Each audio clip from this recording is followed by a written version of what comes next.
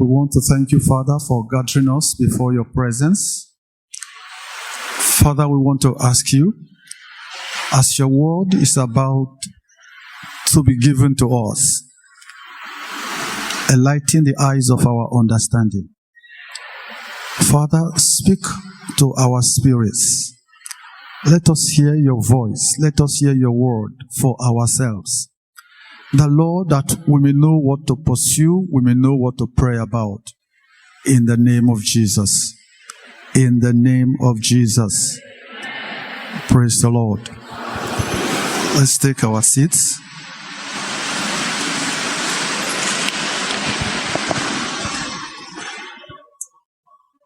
Praise the name of the Lord. Praise the name of the Lord. Now, I want us to, let's look at 3 John, the third letter of John. Verse 2 says, Beloved, I wish above all things that thou mayest prosper and be in health, even as thy soul prospereth. I wish above all things that thou mayest prosper and be in health, even as your soul is prospering.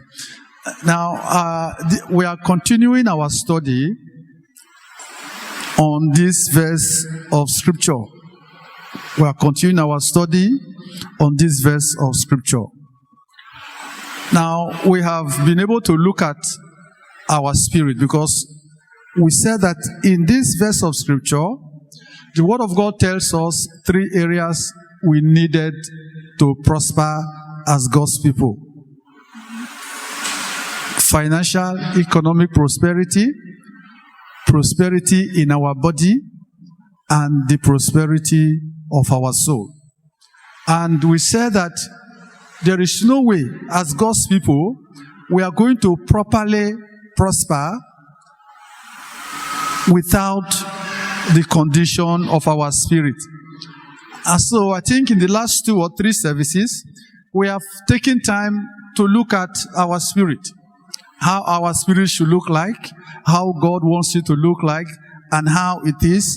And we have said that we've talked about being born again and the result of being born again, all those things put together. Now, before we talk about our soul and our body, I want us to look at prosperity proper. I want us to look at the issue of prosperity proper. So that when you are talking to God, when you are praying, and you are asking God to prosper you, you should have an understanding of what you are asking God for. And not only must you have an understanding of what you are asking for, you must know what you want to do with the prosperity you are asking for. Years ago, we were in a meeting, and this issue of prosperity came up. This prosperity issue came up. When it came up, when I saw the way everybody was, because I was coordinating the meeting that day, so this one talked here, this one talked here, this one how they want to have money, how they want to be rich. So when they finished, I now asked one particular person a question. I now asked her, are you hungry? She said no. Do you find it difficult to eat any kind of food you want to eat? She said no. Are you naked? She said no. Are you houseless? I hope you know what I mean by houseless. She said no. You pay your rent? Say yes. You can build yourself a house? Say yes. You have a car? You say yes. And you still want God to prosper you? She said yes. I now asked her, what do you want to do with the excess? Now, when I was asking, because sometimes we as God's people, we must have an understanding why we must prosper, why we should prosper. We must have a thorough understanding. You see, because, the Bible tells us that the prosperity of fools, what will it do to them? What will it do to them? You see, but the word of God tells us that the blessings of God make it rich, and it does not add sorrow. Is that not so? So, if God blesses a man, and that blessing now brings sorrow into that man's life, it must be sure that that man has turned that blessing into something else. Are you following me? Please follow me carefully. So when I asked that question, she said, yes, Pastor, it's good now just to know that you have millions upon millions in 1, 2, 3 banks, when you sleep cool, you are, nothing bothers your mind, just to know that you have it. Now, if you are a Christian and you want God to prosper you just to know that you have it, God will not give you his money. Write it down. God himself is not going to give you money. So, as we look at this issue of prosperity, you have to be clear in your heart. You must be clear in your heart what you want to do with the money you are asking God to give to you. What you want to do with the prosperity you are asking God to give to you. What you want to do with the blessings you are asking God to give to you. What you want to do with the wealth you are asking God to give to you. But first of all, the word of God tells us that if this 3rd John we've just read, that God wishes us to prosper. Do you understand? God wishes us to prosper. Now, I'm only talking about financial, material, economic prosperity this morning, but that is not where it ends. Do you understand? So, that is what I want to focus on this morning. So, God wants us to prosper as his children, as his people. Why? The reason is simple. Now, the Bible tells us that the earth is the Lord's and the fullness thereof. Isn't it? Is that not so? The earth is the Lord's and the fullness thereof. That is by virtue of creation. Okay? But the fullness of the earth is not available to God to use. Did you hear what I said? Did you hear what I said? What did I say? Fine. But you see, that is to say, there are certain people that are controlling what belongs to God. There are people who are holding on to what belongs to God, which God is supposed to be using for his kingdom, but some people are taking hold of it. Have you followed me to that point? Have you followed me to that point? So, though the word of God says that the earth is the Lord's and the fullness thereof, the fullness of the earth is not available to him. Put that one down. Secondly, the only thing that is available to God to use on planet Earth are those things that are in possession of his children. Did you hear me? I am one Christian. I don't believe that pastors or churches, even if they want to raise funds, which I really don't believe in too. That is why we don't do fundraising in Morning Star. We don't do fundraising. I don't believe we should invite unbelievers and ungodly politicians when we want to raise money, either to build church or to buy equipment or to do anything, invite them to come and give us money. No, we shouldn't invite them. But if they on their own decide to come and do it, that's a different matter. And even if you are going to accept it, you should still accept it, asking a lot of questions. But that's not what we are talking now. So, though the Lord owns the earth and the fullness of the earth, The fullness of the earth, they are not available for him to use for what he wants to do on earth. So, it is only what the children of God are possessing. It is only what they are possessing that is available to God to use. Did you understand that last one? Did you understand that last one? Now, let's take Morning Star for instance. This is Morning Star. There is a work God has given us to do here in Morning Star. There is a work God has given us to do as a church, as a local assembly, just like every local assembly all over this town, all over this country, and all over the world. Now, it is expected of God that those of us that are members of Morning Star should make available the money that is needed to do what God has called us to do in this church. I don't know whether you are following me. Are you following me? You see, what God has called us to do here, we don't expect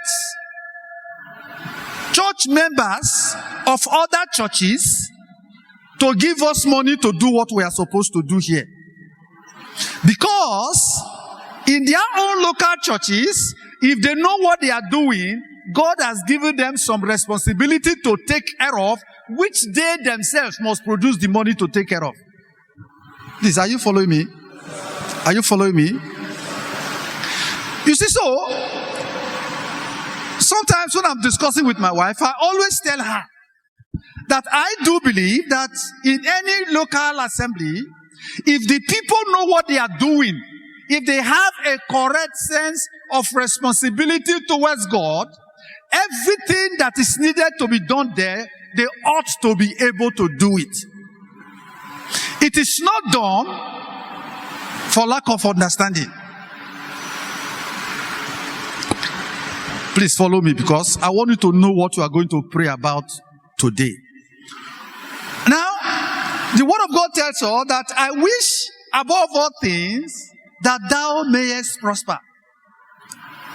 And as you prosper, you should be in health.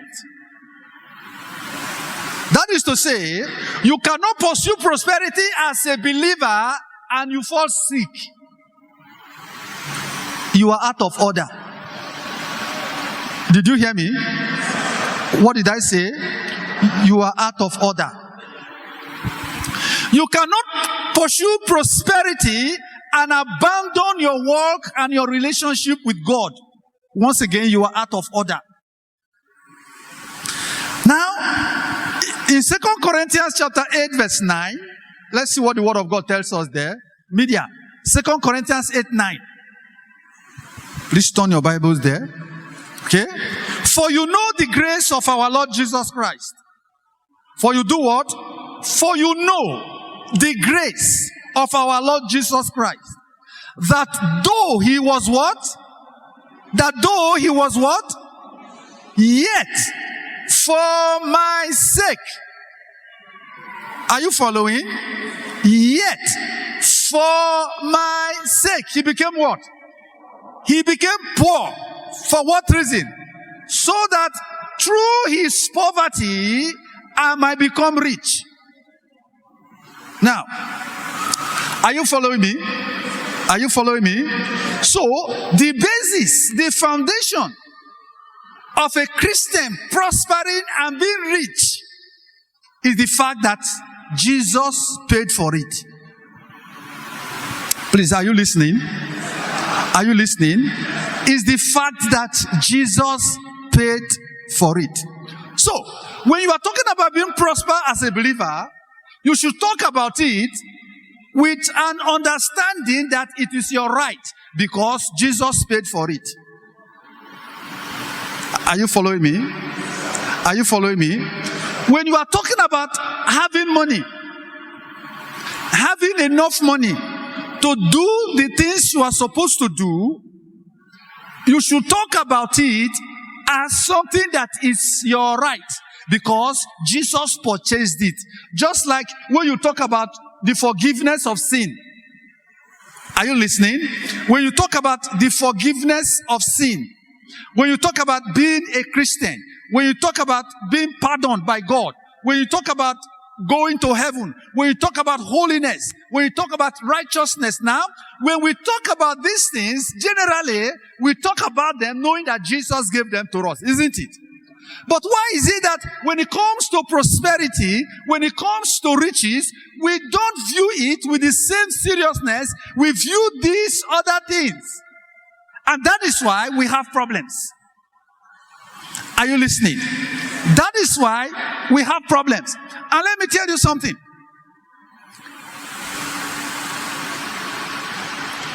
Okay, let me put it this way. There is a particular level of wealth you can never break into except God himself break you into it, or the devil himself puts you into it. By hard work, you can never enter. Did you hear what I said? Did you hear what I said? You see, so as a believer, you are going to ask yourself what level of life you want to live. And depending on that level of life you want to live, that is going to determine your walk with God. Have you followed me to that point? Have you followed me to that point? Let me still do more explanation, because we have a lot of Bible passages to go through. Let me try to break down the different classes in society to you. Now, generally, economists tell us that we have three classes. We have the upper class, we have the middle class, we have the lower class. Is that not so? Is that not so? But I don't think that is correct today. It's not correct. You know what I'm saying? It's not correct. Because when they say lower class, they bundle so many people together in that lower class. And they bundle so many people together in that upper class. And they bundle so many people together in that middle class. Now, let me give you my own breakdown. These three, the world has given to us, I have gotten my own 6. Let me explain them to you. Number 1, we have the super rich. What did I say? Those people can never be poor, except God himself decided to punish them. I don't know whether you understand. Do you understand? It's only God that can bring those people back to poverty. Only God. Why I'm saying only God is because the word of God tells us, with God, nothing shall be impossible. Are you listening? These people I describe as super rich, they can buy the government of a country. Do you understand? With their money, they can influence what is happening in any government on that planet Earth. So those people, they are in a class of their own. And you see, you don't just wake up in the morning and you find yourself in that class. What did I say?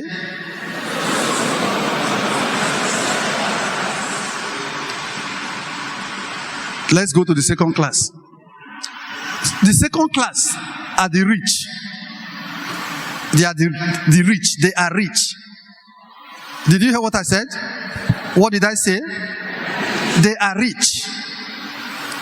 Now, these rich people, they talk about billions, but not like the super rich. They can build any house they want to build. They can travel anywhere they want to travel to in the world.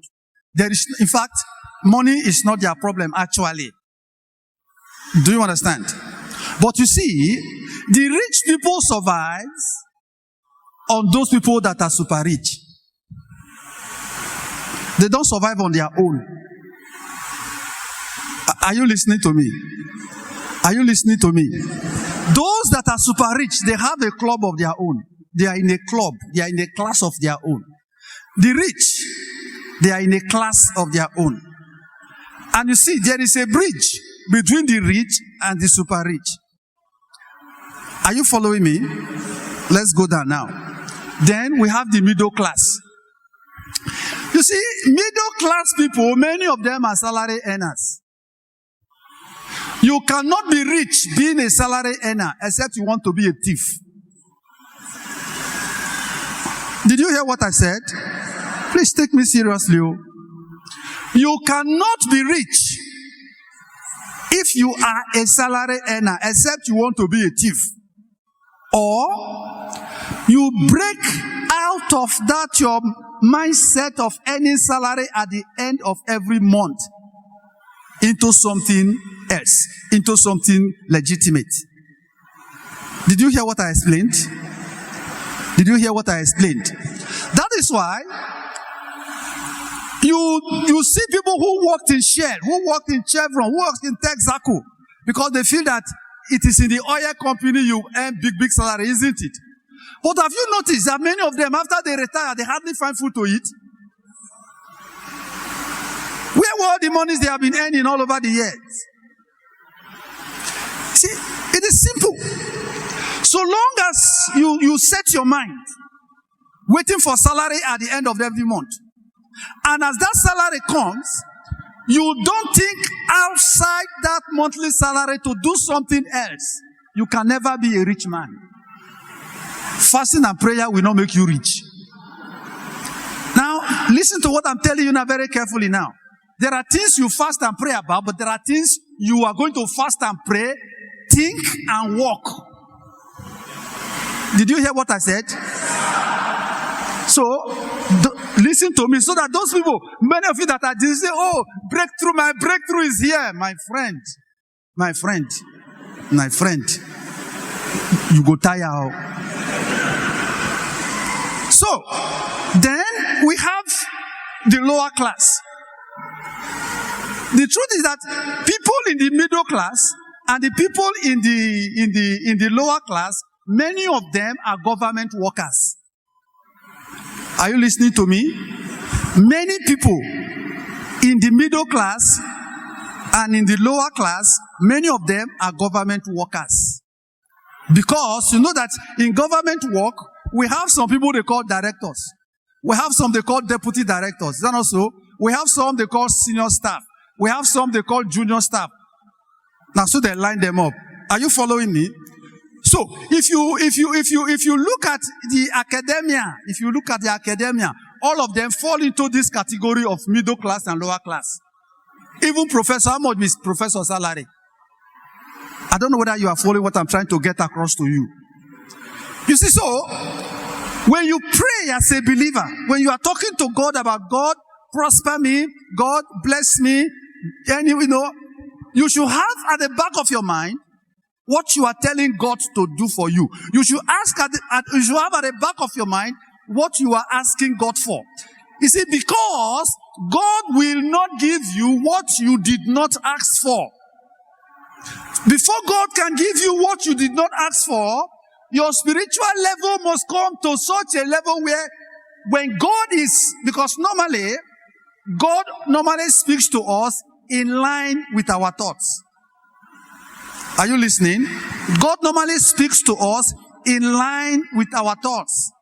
Before God can bypass what you are thinking about and begin to bring something else inside, you must be standing very spiritually, because that is this devil's style. Are you listening? It is only the devil that forces his own thought into your thought without you thinking in that line. So, when you are asking God, say, Lord, prosper me. I want to prosper. I want to do well. You should know what you are asking for. You should know exactly where you want God to put it. That is why the word of God tells us that the blessing of the Lord doeth what? The blessing. The word of God didn't say blessings. The blessing. And actually, and if you go to, which we are going to look at very quickly, Deuteronomy tells us that it is God that giveth us power to do what? It is God that giveth us power to do what? So you see that God doesn't give us money. No, He gives us power. We will come to that very shortly, but let me finish what I'm explaining. Then we have the classless. What did I say? What did I say? We have the classless. Now, these people in the middle class, people in the lower class, they are sure that they will have food to eat when they wake up in the morning. Do you understand? But the lower class people, they struggle to eat well. Please follow me, so that you can determine where you belong. So that when you are praying, you know where you are praying to. But please listen. Please listen. You cannot jump from being classless or from being a lower class to being super rich. That is a stupid prayer. God won't answer you. Did you hear what I said? Because even if the money comes, it will kill you. No, to kill you. You see, people don't seem to understand. Please listen. Listen. There is a kind of money you will have. Because you are not prepared for it, you will become insane. You suffer from mental insanity. I don't know whether you understand what I'm saying. You know how you will know that you are suffering from mental insanity? The way you are going to go about spending. But let's not go that way first.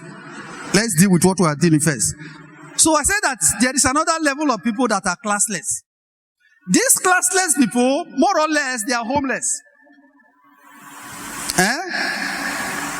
They are squatters. They don't know where they are next. When they wake up, as they woke up this morning now, they don't know what they are going to eat today. They don't know where it is going to come from. Are you listening to me? Are you listening to me? But let me tell you something. Let me tell you something. As I gave you the list now, the super rich, they are on their own. They survive on their own. The rich, they survive on the super rich. The middle class, they survive on the rich. So on and so forth. Now, let me explain something to us here. Very important. You cannot fulfill the plan of God for your life if you are still in number 6, number 5, number 4, number 3, number 2, and number 1.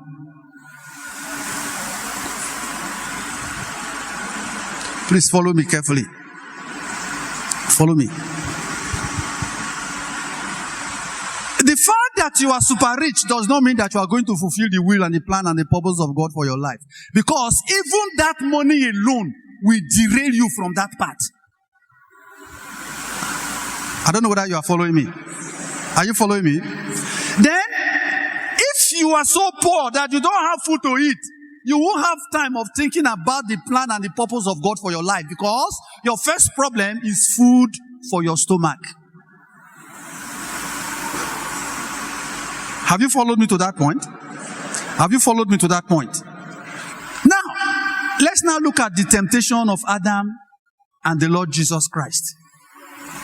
I want to show you something from there so that you can see that what we are talking about now is more serious than many of you are actually grasping now. It's more serious than that. Let me give you an example. Look at African countries. Are you hearing me? Look at African countries. Look at Nigeria. Now, when our politicians are campaigning for our vote, they tell us they are going to give us good roads. Is that not so? Is that not so? They tell us they are going to give us water.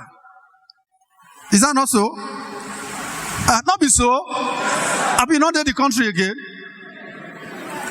They tell us they will give us electricity. They tell us, oh, they will see how they can build plenty houses so that people can get house. Now, if you look at the kind of promises African politicians give to their citizens, the basis on which they want to become governors, president, and the rest. And then you now move from Africa to the United States of America, United Kingdom, Canada, Russia, they are not doing election because the man is there, is a dictator, is an oppressor. So there's no election there. If you hear the kind of things their leader campaign with, water is not a part of it. Food is not a part of it. Housing is not a part of it.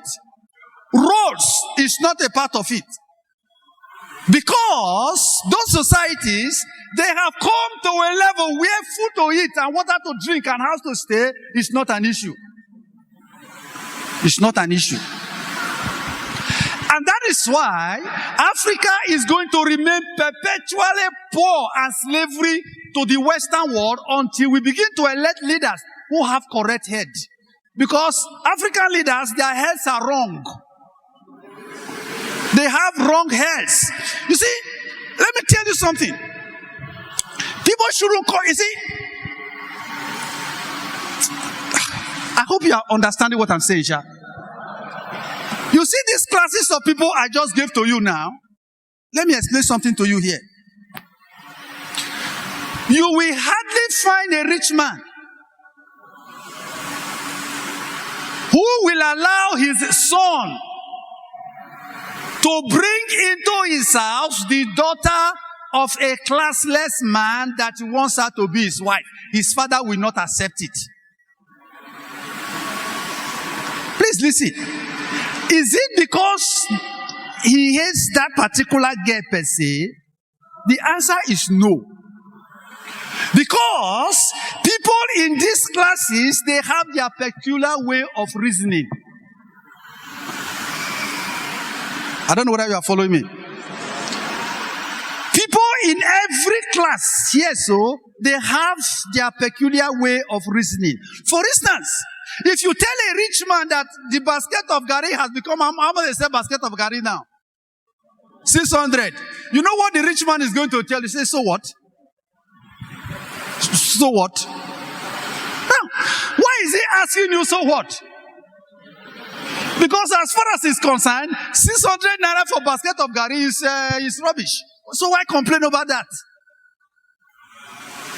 Now, you may say, oh, because you have money. Yes, because he has money. And you cannot complain that he has money. You don't have the right to complain that he has money. Please, are you following me? He will say, so what? You know why he's asking you so what? His problem is not basket of Gari.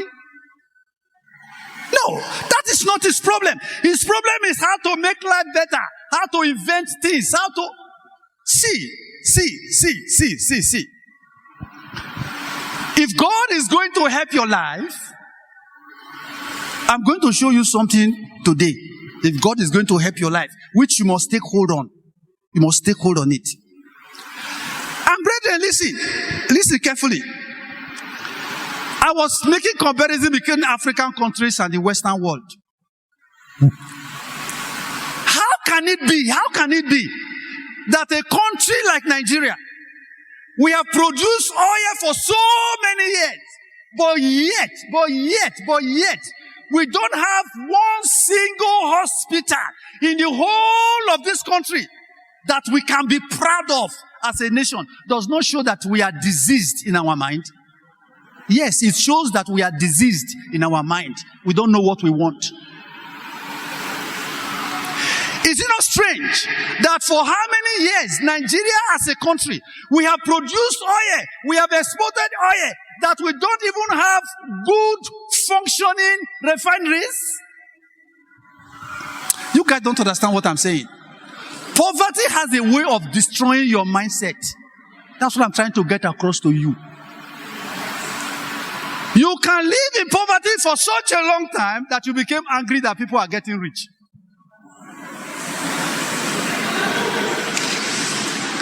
You see, you can live in poverty for such a long time that you now feel that the best way to live your life is to remain in that place. Please. The first thing God is going to do for you is to let you know that to be poor is not spirituality. Please, let that one sink into your heart. Poverty is not spirituality, because God didn't tell us that. Neither is the fact that you have all the money in the world that makes you a spiritual person. Neither of the two. Now look at this. Look at this. In Nigeria, for instance, they talked. They've told us now that Nigeria has become the world capital of poverty. You are not aware? You are not aware? Let me see your hand. So what do you? So your now they call them that one at the press on our phone. So what are you searching for in the internet that you don't know? India used to be number one. India used to be number one. India used to be number one. And let me tell you this. Let me tell you this. Why our elections are equally going the way they are going. Our elections go the way they are going because of the same reason of poverty. Now, what other countries are protesting over? All the season we pour into the system government, you must go. Iran, 2 days ago, they've started rioting in Iran. You know why they are rioting? Do you know the reason they are rioting? You don't know. Government increased price to petrol price. What did I say? What did I say? Government increased petrol price. They say, government, you lie. You must bring them down. The whole country is on fire as I'm talking to you now. Listen, do you know why the people can react like that? They can react like that because they have come to a particular level of life where their problem is not food, it's not water, it's not road. Because they now know that if you increase this thing, the way it is going to go around, it will cause problem for us. So they are telling government, you lie. You know why? Because the government, now, when we talk about government, we are talking about human beings that are occupying position of power and authority in the country, isn't it? The things the ordinary man is suffering and passing through, they don't go through it. It does not affect them. And at the end of the day, by the time they come out of government, either they have become super rich or they have become rich. Please, I don't know whether you are following me. So they are no longer in the class of middle or lower. Even if you enter. So, brethren, the word of God says, God said, I wish above all things that thou mayest be what? Prosper. Now, let's look at Adam. In Genesis chapter 2 from verse 17, Genesis 2, please go to verse 17 for us very fast. Genesis 2.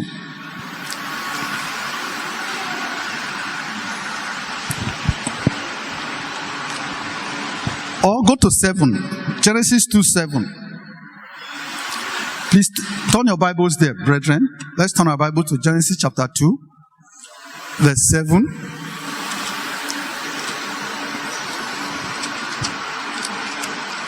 I want to start reading from verse 7. I'm going to read very fast.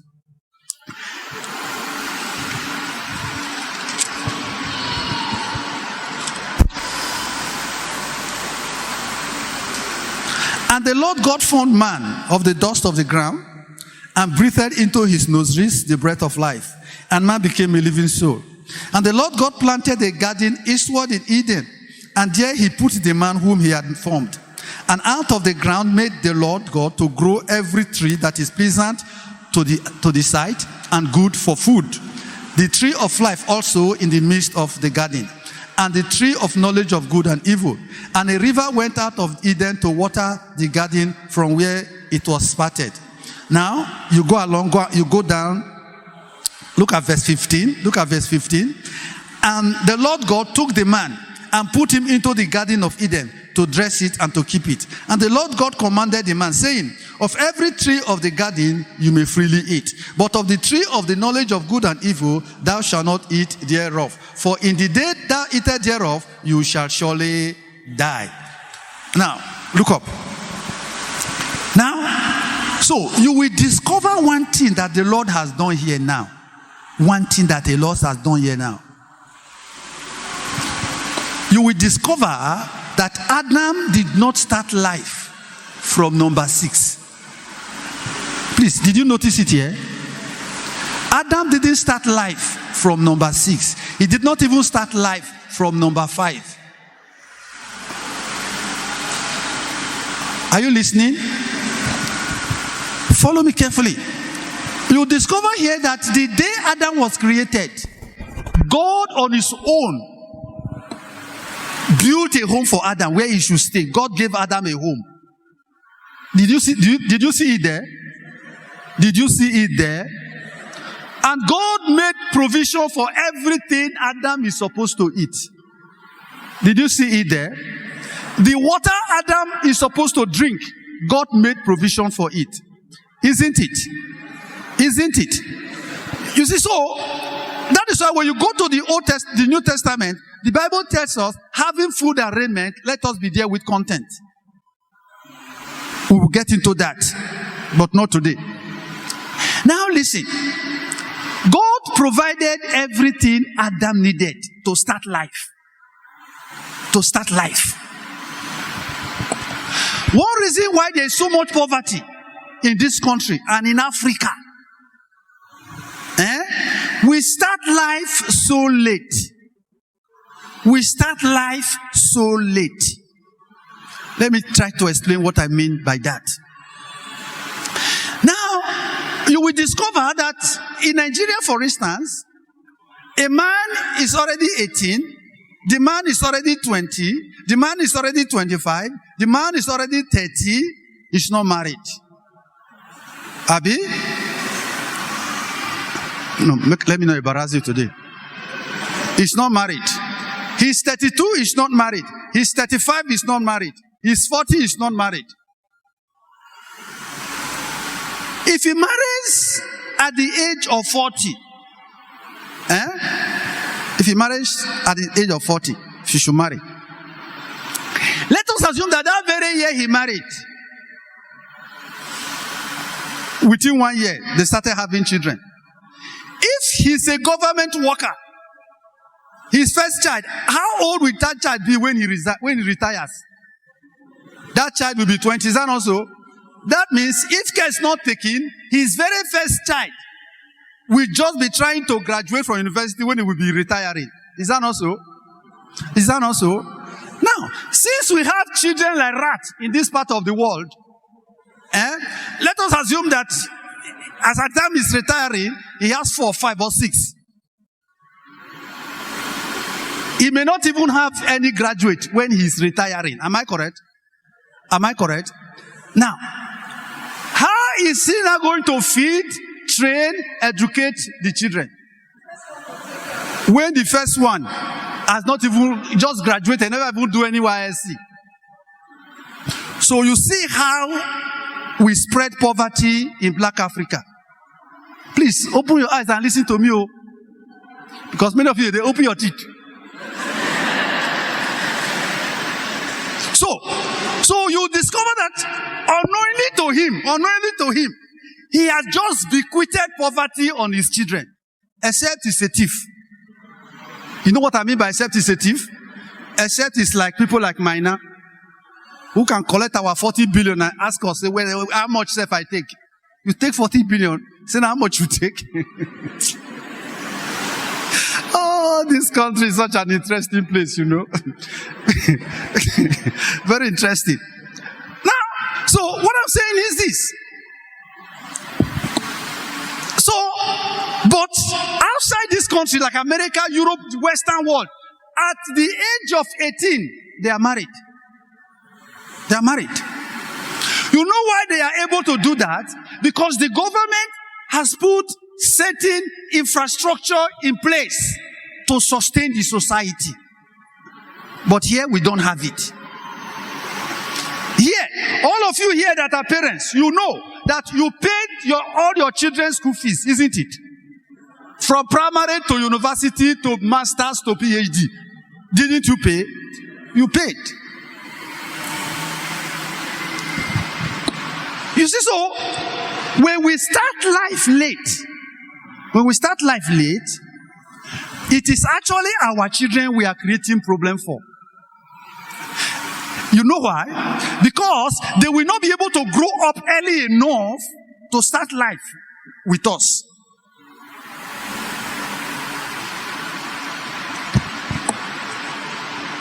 Now, be very careful. I didn't say when you leave here now. The only prayer you are going to be praying is that you want to marry. You're on your own. I didn't send you that. Because the deed has been done. You must go to God. So you discover that God provided some basic things for Adam. He provided them for him. So that, you see, because having provided home for him, provided food for him, provided water for him, Adam cannot concentrate on the plan and the purpose of God for his life. Are you listening? That is why, follow me carefully now, when the devil came to tempt them, the devil tempted them not on the basis of food. No. The devil tempted them on the basis of being like God. Please, are you listening to me? Are you listening? The devil tempted them on the basis of being like God. If you will, eat this one. Please, are you listening? Are you listening? You see, so they only fell because they felt that eating this one, I will become like God. And actually, they were already like God. Please, I don't know whether you are following me now. Are you following me? Come to the Lord Jesus Christ.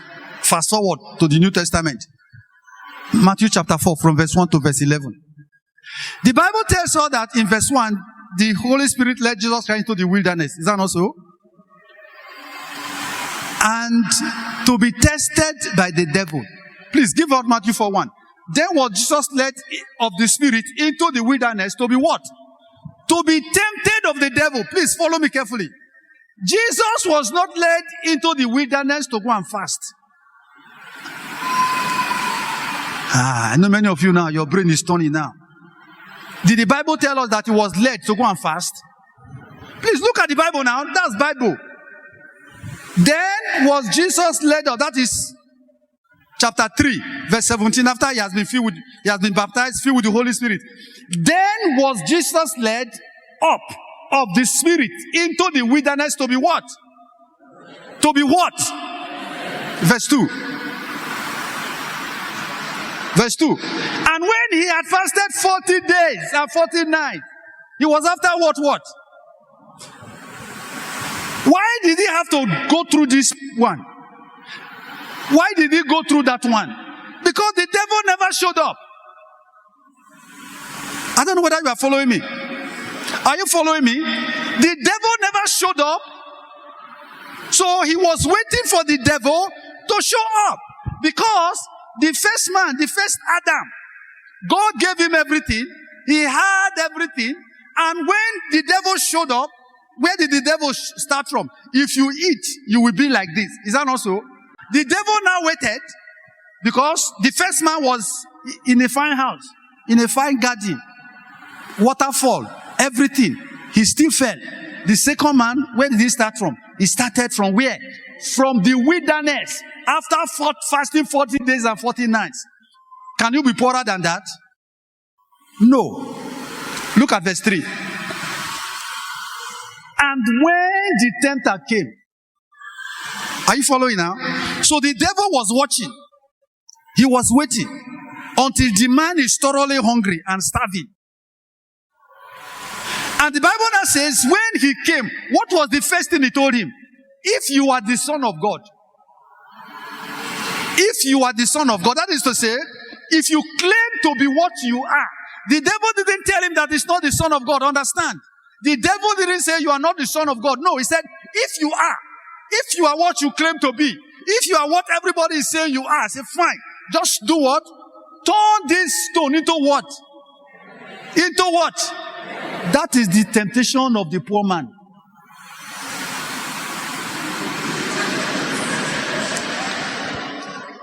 And let me tell you something.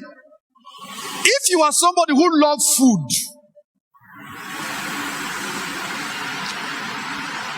you will not be rich very early.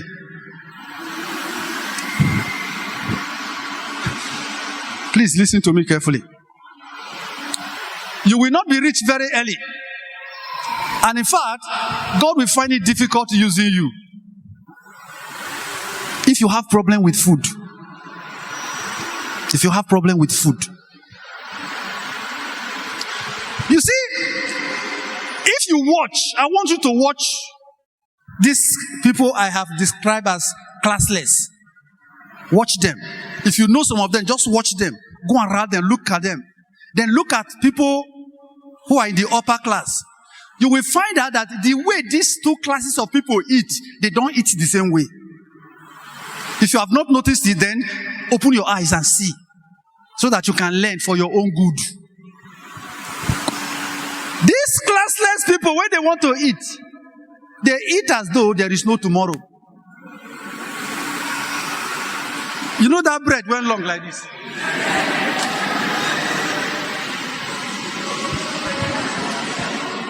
They say, well, let me just eat this one now. We don't know say whether another one will come tomorrow. You see, but they forget that you can never eat for tomorrow. Do you understand? They forget that you can never eat for tomorrow. That if you are eating too much today, it is your tomorrow you are actually eating up. Please listen. You can't eat for tomorrow. You can only save for tomorrow. You see, because you cannot eat for tomorrow at all. What you eat today is not going to survive you for tomorrow. When they want to swallow a bar, they will sit down well. They go, they swallow and they go. Basket of gari, they feel make them 3 times.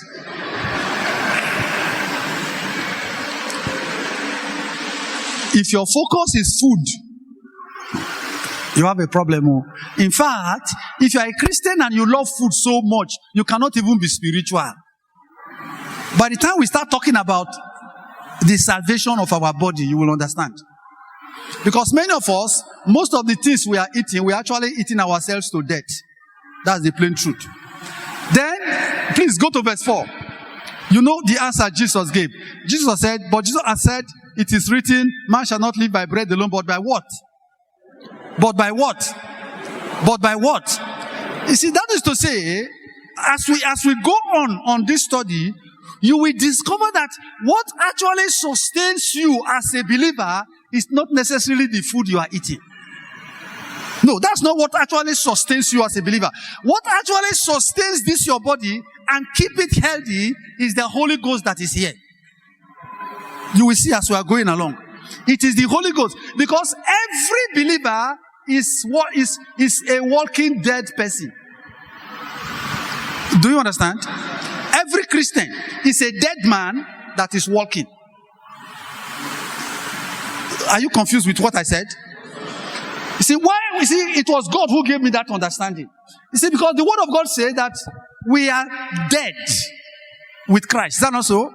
And by baptism, we were what? We were buried.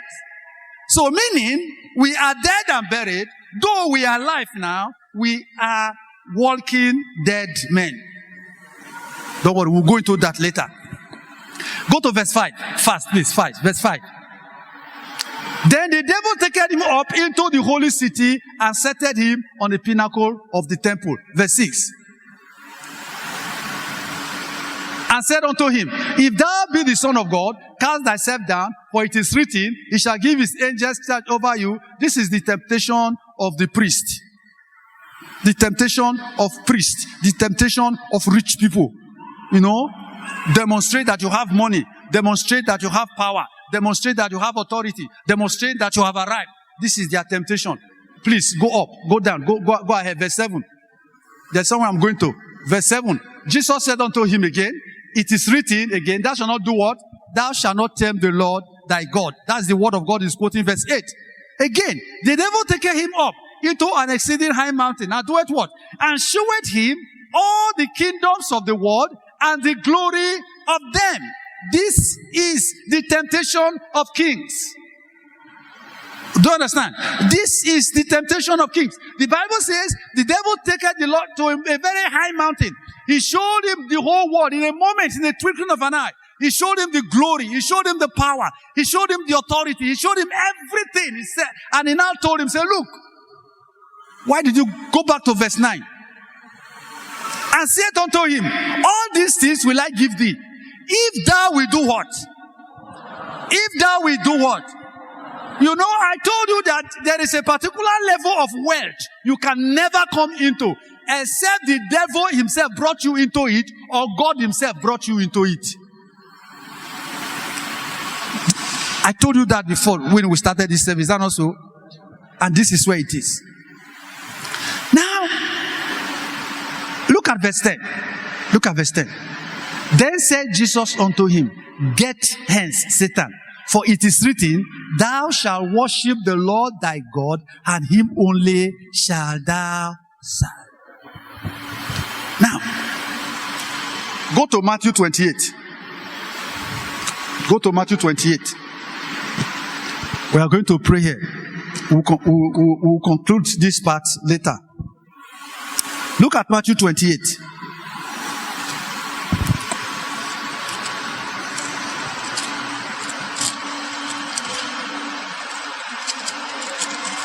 Matthew 28. Look at verse 16.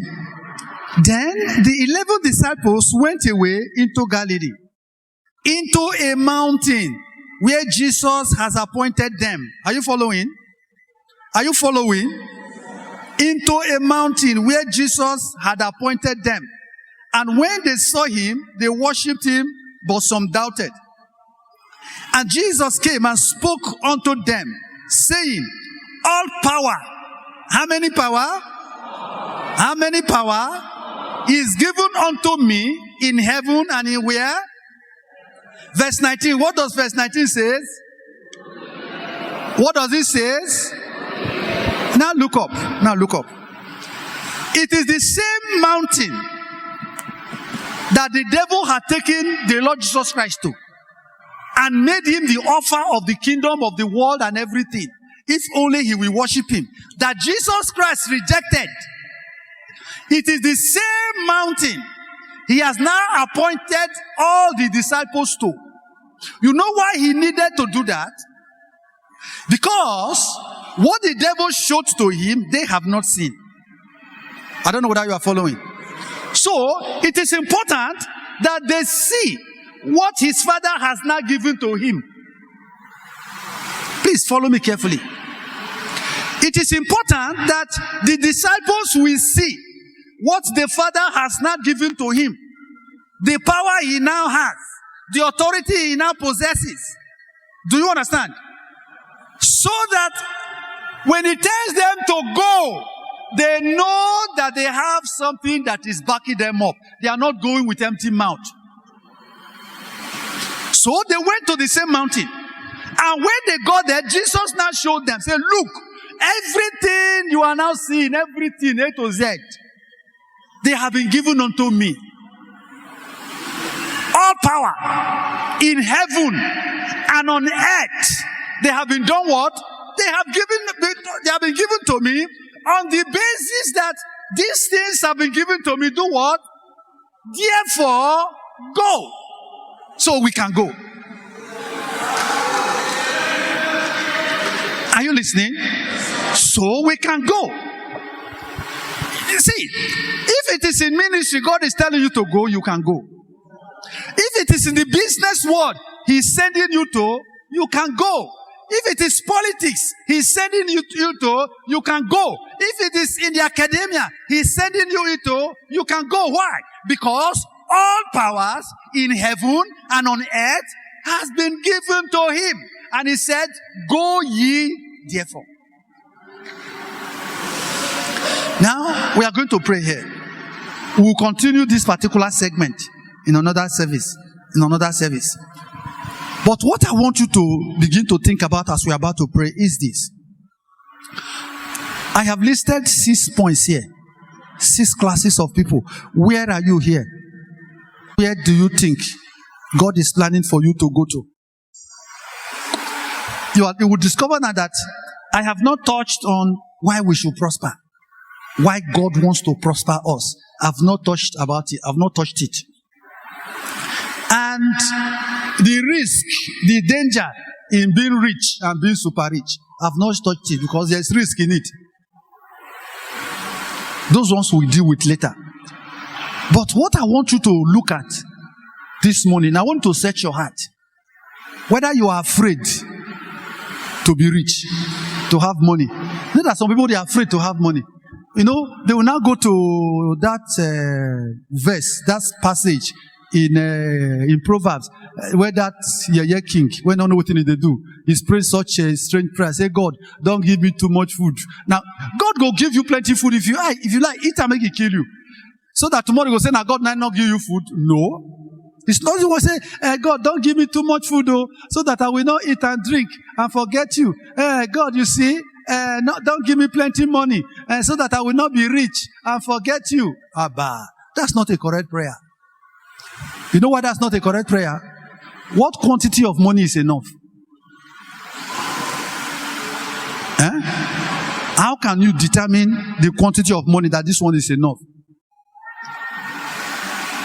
You see, it depends on your vision. It depends on the objective why you want to have money. Which later, as we begin to deal with it, you will understand what we are talking about. That you cannot pray that prayer. There's another prayer you should pray. So, if you are sitting here this morning, I want you to search your heart. Search your heart. What is your mindset? You see, when you are talking about riches, do you say rich people? Because you see, once you say rich people, you have cut yourself up. Do you understand now? You have removed yourself. What is your mindset? Please stand up on your feet. Stand up on your feet. What is your mindset? What is your mindset?